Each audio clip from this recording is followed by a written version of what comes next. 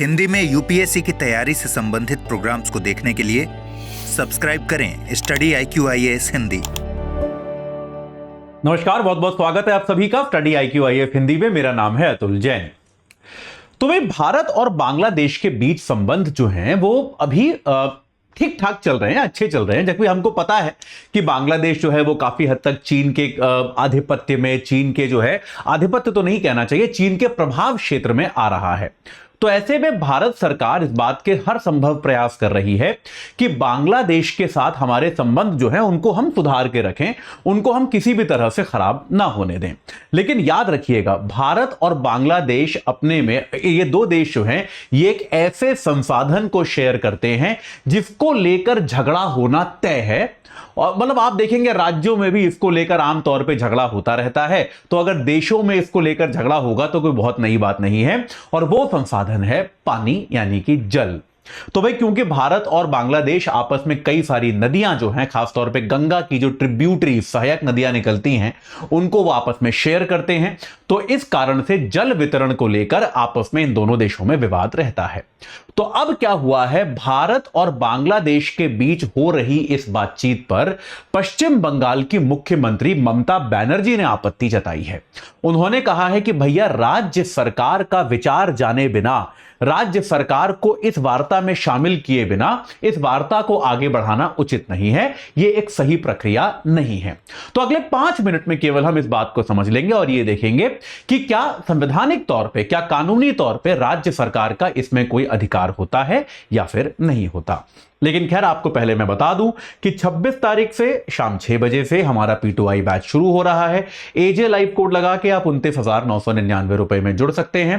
रोज 3 घंटे की live class, mentorship, daily practice questions, pre और मेंस के क्वेश्चंस के लिए आपको जो है डेली फीडबैक दिया जाएगा। प्री मेंस की टेस्ट सीरीज, 18 किताबें आपके घर पे।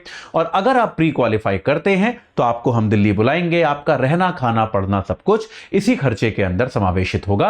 तो आज ही AJ लाइव कोड लगाइए और इस बैच से जुड़ जाइए। चलिए, तो भाई, भारत और बांग्लादेश जो है वो आपस में करते हैं नदियों को शेयर, ये तो हम सभी जानते हैं। तो भारत और बांग्लादेश में नदियों को लेकर विवाद ना हो, इसके लिए क्या किया गया था, फरक्का समझौता किया गया था। फरक्का समझौता किया गया था 1996 में, जिसके तहत क्या किया गया था, नदियों के जल वितरण का फॉर्मूला तय किया गया था कि भाई कितना पानी जो है वो भारत का रहेगा और कितना पानी जो है वो बांग्लादेश को जाएगा।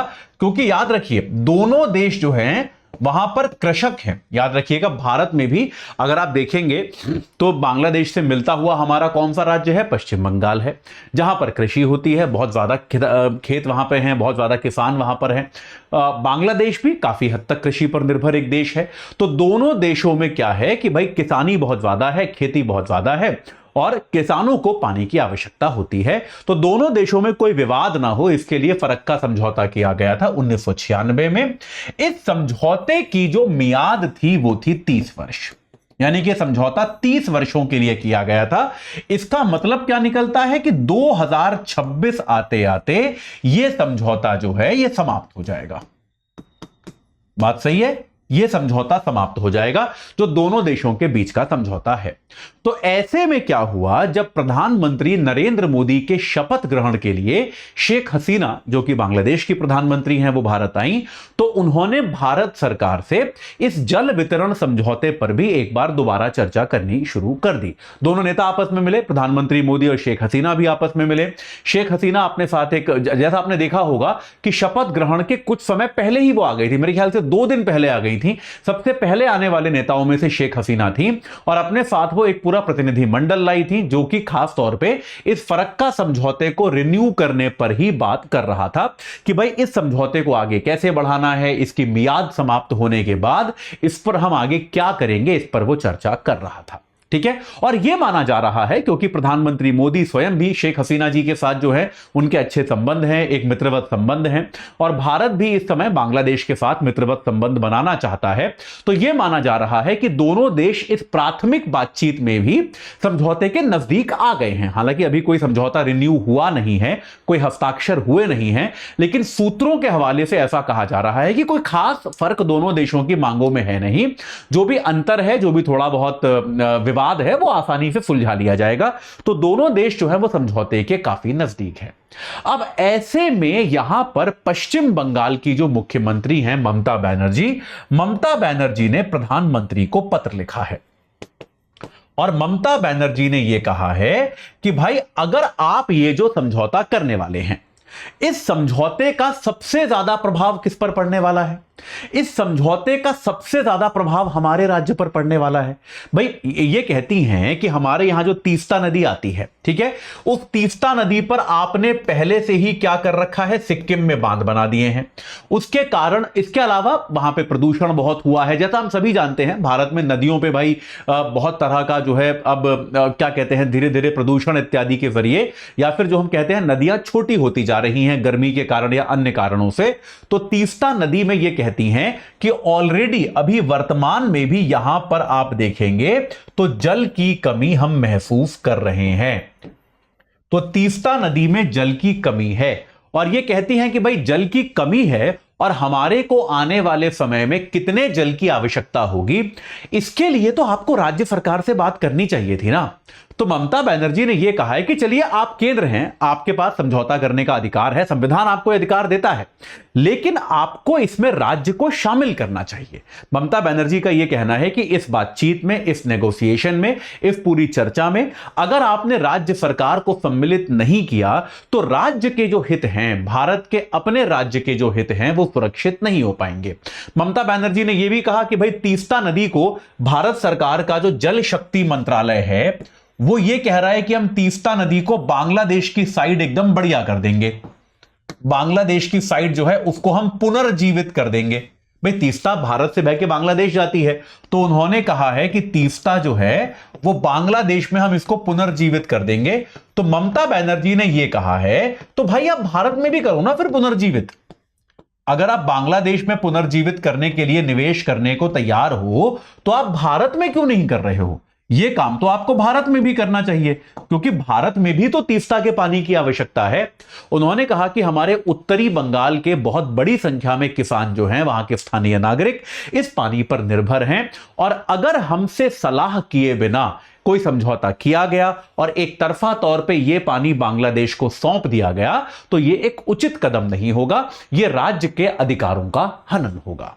अब देखिए, यह बात मैं स्पष्ट कर दूं कि भारत के संविधान के हिसाब से दूसरे देशों के साथ संबंध जो है वो केंद्र सरकार का मुद्दा है, उसमें राज्य सरकारों को बोलने का अधिकार नहीं होता।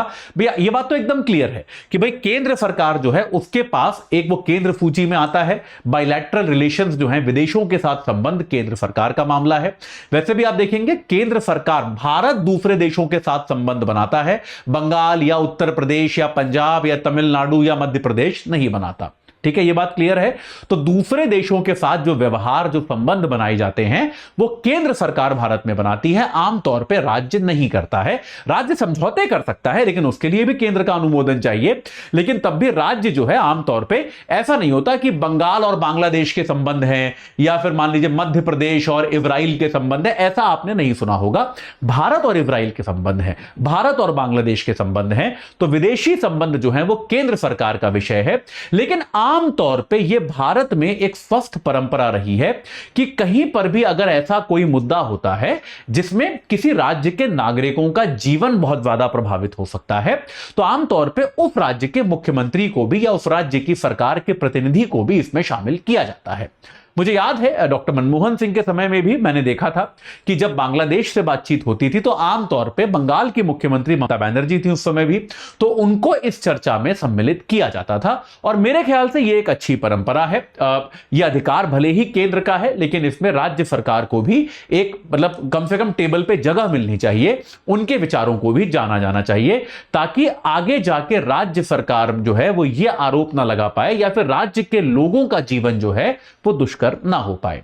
इसी को हम कहते हैं कोलैबोरेटिव फेडरलिज्म, इसी को हम कहते हैं सहयोगी संघवाद, कि कोई जरूरी नहीं है कि राज्य के पास हथियार हो, लेकिन अगर आप दे सकते हैं उनको, अगर आप उनकी बात को सुन सकते हैं, समझ सकते हैं, तो आपको सुनना और समझना चाहिए। यही सहयोगी संघवाद है और यह बहुत आवश्यक है कि भारत में इस सहयोगी संघवाद की नीति का पालन किया जाए। ठीक है, आपका इस मामले में क्या मानना है आप कमेंट सेक्शन के माध्यम से मेरे को जरूर बताइए। ठीक है, चलिए तो अभी के लिए इतना ही। इसमें अगर केंद्र सरकार कोई जवाब देती है, कुछ नया होता है तो वो मैं आपको निश्चित तौर पर बताऊंगा।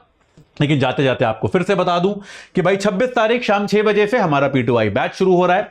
एजे लाइव कोड लगाना है, 29,999 में जुड़ जाना है। आपकी यूपीएससी की तैयारी के लिए आपको इससे बेहतर कोर्स नहीं मिल सकता। आप हमारी वेबसाइट पे जाइए, इसके सारे फीचर्स पढ़िए, आपको समझ में आएगा कि जो कुछ भी आपको चाहिए वो सब आपको इस कोर्स के अंदर मिल जाएगा। ठीक है, इस चर्चा से जुड़ने के लिए आप सभी का बहुत बहुत धन्यवाद। हिंदी में यूपीएससी की तैयारी से संबंधित प्रोग्राम्स को देखने के लिए सब्सक्राइब करें स्टडी IQ IAS हिंदी।